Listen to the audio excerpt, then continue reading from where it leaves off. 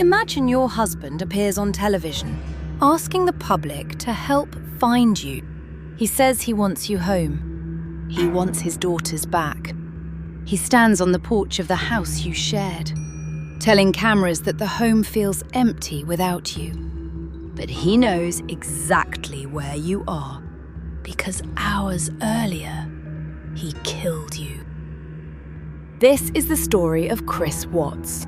8 years later, Chris Watts is in the prison. But now, in 2026, his name is back in the headlines. Because the man who murdered his pregnant wife and 2 daughters has reportedly found another woman who wants to marry him. Tonight, we're going back to Frederick, Colorado, to the murders of Shanann, Bella, and Celeste Watts. The lies Chris told, the confession he later changed, and the strange new chapter unfolding behind prison walls. Welcome to the podcast, You Can't Unhear. At around 1:48 in the morning, 34-year-old Shanann Watts arrived home from a business trip. Her friend Nicole Atkinson dropped her off. Shanann was 15 weeks pregnant. She and Chris already had 2 daughters, 4-year-old Bella and 3-year-old Celeste, known as Cece. Their unborn son already had a name, Nico. From the outside, the Watts family looked almost painfully normal. A large suburban home, family photographs, birthday parties, vacations, videos of the girls. Shanann frequently documented their lives on social media. But by August, the marriage was collapsing.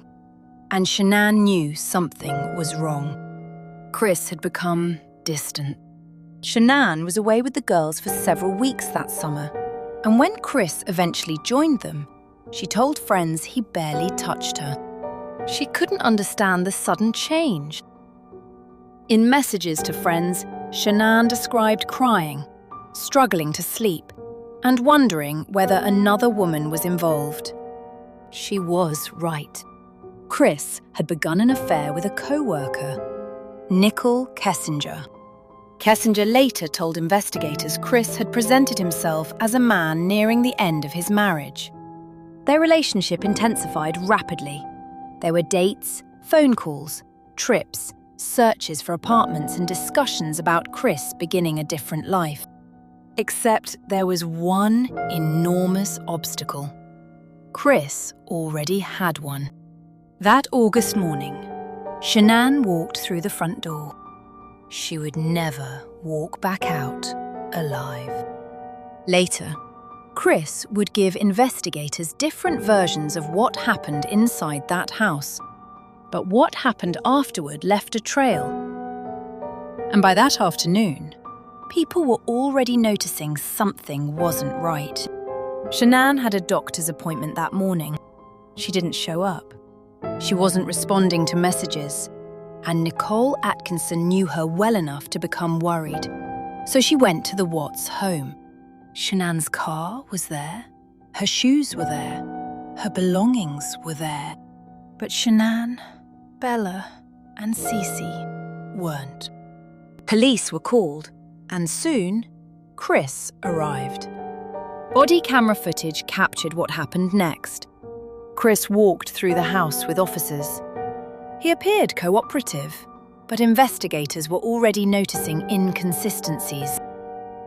Then, a neighbour named Nate Trinistich offered something much more valuable: his security camera. The footage showed Chris's truck backed toward the garage early that morning. Chris could be seen moving repeatedly between the house and the vehicle. What the footage didn't show was Shanann walking away, or Bella, or Cece. Chris stood inside Nate's house, watching himself on the television, and he started explaining what he'd loaded, why he'd moved things, why the truck was there, what he'd loaded, why he'd moved things, why the truck was there. After Chris left, Nate immediately told police that something about Chris's behaviour wasn't normal, and investigators were beginning to think the same thing. The next day, Chris appeared on television. He asked for his family to return. He said the house felt empty, but investigators were already closing in. Chris agreed to a polygraph examination. Agent Tammy Lee administered it, and before beginning, she made something very clear. It would be incredibly stupid to take a polygraph if he already knew he was lying. Chris took it anyway, and failed. Investigators confronted him. They knew something had happened. Eventually, Chris admitted his affair, but he still denied killing his family. Then investigators introduced an alternative explanation. Could something have happened involving Shanann and the girl? That suggestion gave Chris somewhere to put the blame, and he took it. His father, Ronnie, was brought into the room, and Chris finally said something had happened. But according to his first confession, he wasn't the person who killed Bella and Cece. Chris claimed he had told Shanann he wanted to separate. Then, according to him, he saw Shanann strangling one of their daughters through the baby monitor. He claimed he became enraged, strangled Shanann, and then disposed of all 3 bodies. It was an extraordinary accusation. A murdered woman, unable to defend herself, was suddenly being blamed for killing her own children. Investigators weren't convinced, but Chris had finally given them something crucial. He knew where the bodies were. Chris worked for Anadarko Petroleum, and that morning, he had driven to an oil site known as Survey 319. Investigators went there. They found disturbed earth. Inside a shallow grave, they discovered Shanann. But Bella and Cece weren't buried beside her. Chris had placed his daughters inside separate crude oil tanks. It was the end of any remaining possibility that Shanann and the girls were simply missing. Chris Watts was arrested. And eventually, the story about Shanann killing the children collapsed too. On November 6, 2018, Chris pleaded guilty to 9 criminal counts. Those included 5 counts of first-degree murder, along with charges connected to the termination of Shanann's pregnancy and the concealment of the bodies. Prosecutors agreed not to seek the death penalty. Later that month, Chris received multiple life sentences with no possibility of parole. At sentencing, the judge described the murders as among the most vicious and inhumane crimes he had encountered. But there was still one enormous question. What actually happened inside that house? Chris had lied from the beginning. And months later, his story changed again. In February 2019, investigators traveled to Wisconsin, where Chris had been transferred to Dodge Correctional Institution. They wanted to hear the truth, or at least whatever version Chris was prepared to give them. This time, he admitted Shanann had not killed the girls. He had. According to Chris, after Shanann returned home, they argued about their marriage. He strangled her. But then came one of the most horrifying details in the entire case. Chris said Bella and Cece were still alive afterward. He put Shanann's body into his truck, and his daughters rode with him toward the oil site. Imagine that journey. 2 little girls, their mother lying inside the vehicle, their father driving through the darkness. At Survey 319, Chris said he killed Cece first, then Bella. He described Bella realizing what was happening. Before he killed Bella, she looked at him and said, Daddy, no. Her final resistance would become one of the details most closely associated with the case. Afterward, he placed each daughter into a separate oil tank, then buried Shanann nearby and drove away. That confession answered one question. Chris killed all three. But it created another. Was this really an argument that suddenly became murder? Years of discussion around this case have centered on premeditation, and some of the strongest evidence comes from Chris himself.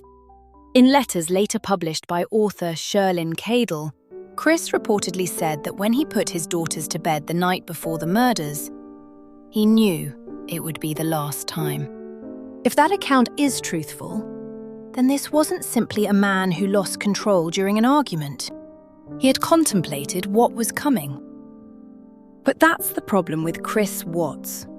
He lies, then admits part of the truth, then changes the story, then adds another detail.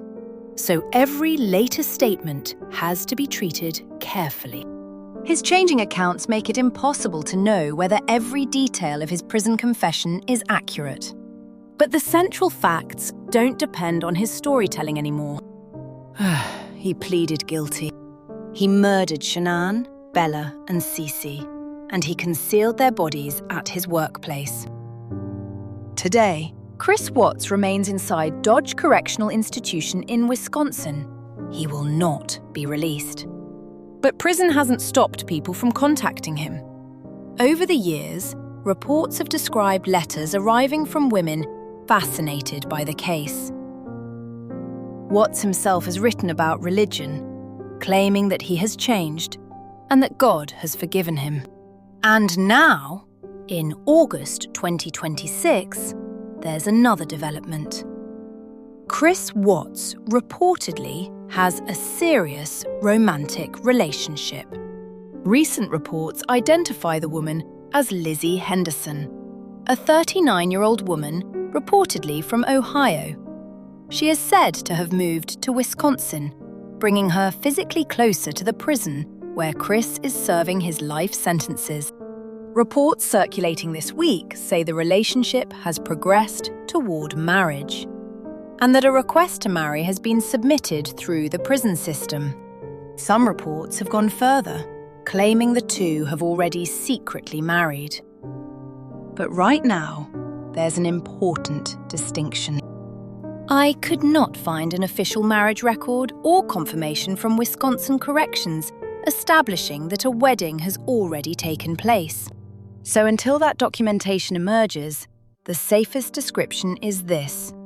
Chris Watts reportedly has a partner, and they are reportedly pursuing marriage. Which is strange enough without exaggerating it. Because think about what marriage means in Chris's story. In 2018, he wanted another life, murdered his family, and basically buried his life. But somehow, there is another woman willing to build a relationship with him anyway. I find that update so unsettling. Not because Chris Watts found someone willing to write to him, not even because someone apparently wants to marry him. Infamous prisoners receiving romantic attention isn't new. It's because marriage sits at the very center of why this case remains so difficult to comprehend.